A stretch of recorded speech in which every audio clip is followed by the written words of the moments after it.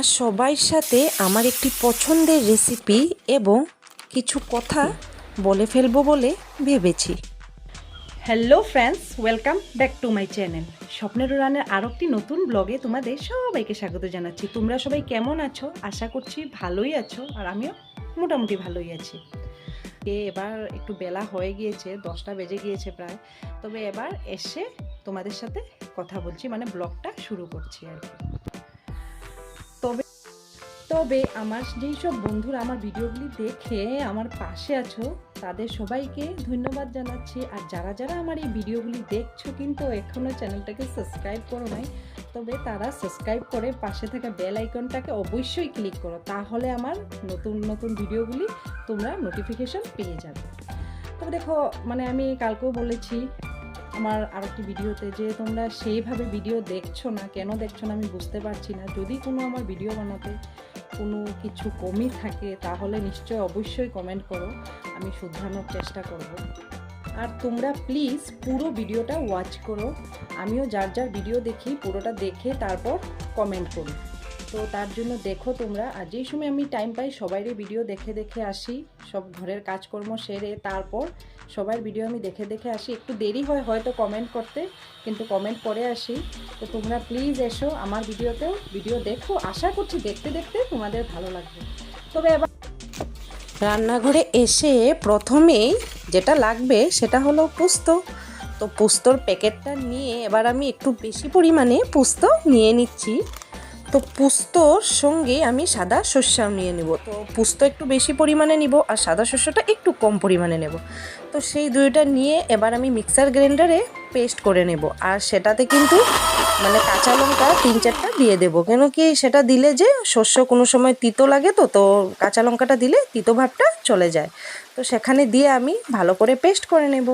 এবার ইলিশ মাছগুলোকে একটি পাত্রে ভালো করে ধুয়ে নিয়ে নিলাম। তো ইলিশ মাছের সাইজগুলিও মানে পিসগুলিও অনেক বড় বড় ছিল। তো আমাদের এমনিতেও পিসগুলি যে কাটা একটু ভারী করেই কাটা, কেন কি একটু ছোটো ছোটো খেতে একদমই ভালো লাগে না। তো দেখো এবার আমি পেস্টগুলি এখানে ঢেলে নিলাম। তো নিয়ে কাঁচা লঙ্কা কিছু পরিমাণে ফেলে দিয়েছি, কেন কি আগে আমি আরও পেস্টেও দিয়েছিলাম।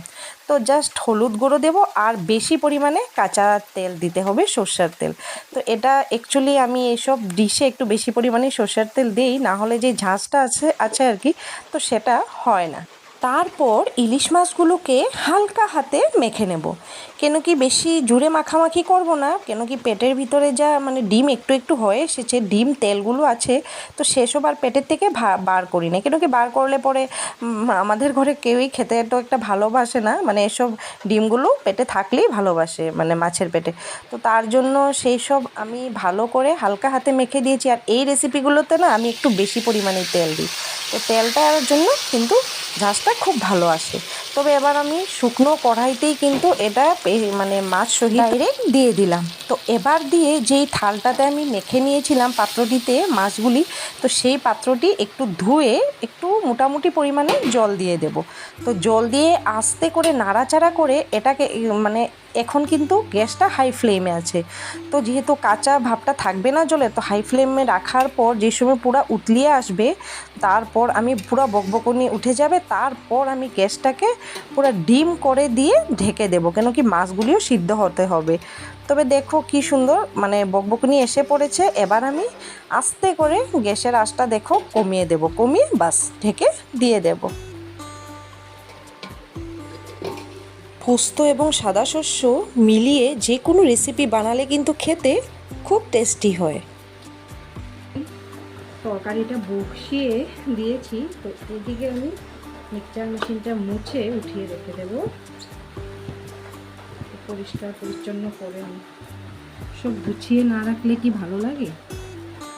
তো এদিকে আমার তরকারিটাও হতে থাক আর এইসব গুছিয়ে রেখে দেবো। তবে আমি ঢাকনিটা সরিয়ে এবার নেড়ে দিচ্ছি, কেন কি মাঝে মাঝে কিন্তু ঢাকনিটা সরিয়ে নাড়তে হবে, না হলে কিন্তু নিচে লেগে যেতে পারে, যেহেতু পোস্ত আছে তো সেসব আস্তে আস্তে তলে লেগে যায়। তো তার জন্য আস্তে করে নেড়ে দিতে হবে, তারপর আবার ঢেকে রাখতে হবে। হ্যাঁ, ঢেকে রাখতে হবে। তবে দেখো বন্ধুরা, এটা হয়ে আসছে, এই যে পুরো সিদ্ধ হয়ে গিয়েছে।